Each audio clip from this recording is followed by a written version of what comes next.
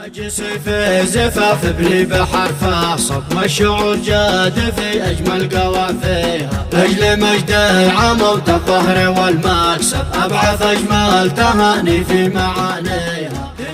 هذا الزامل من كلمات والد العريس صادق صالح النصيري مهداة لابنه العريس الغالي مجدي صادق صالح النصيري بمناسبة زفافه الميمون ودخولها القفص الذهبي، فألف ألف مبروك.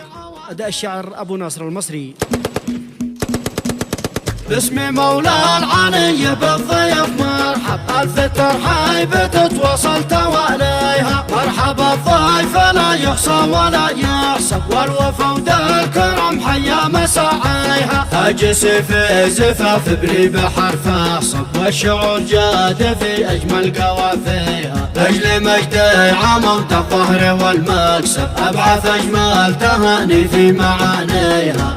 بنور أضاء الكون والكوكب واحتفل في زفاف النجم باقيها. ابني النبض لو يطلب صميم القلب انزع خاص ولا هم عواقبها. تعلم الكل للصحب وللأقرب فرحة الابن مجدي في تلاقيها. وقتها الآن حان الميج والمطرب يوم الاثنين محرم بان وفيها. وقتها الآن حان الميج والمطرب يوم الاثنين محرم بان وفيها. باسم مولى العلي بالضيف مرحب، ألف ترحيب تتوصل تواليها. مرحبا الضيف لا يحصى ولا يحسب، والوفود الكرم حيا مساعيها. أجسي في زفاف ابني بحرفه صب والشعور جاد في أجمل قوافيها أجل مجد عمود الظهر والمكسب أبعث أجمل تهاني في معانيها.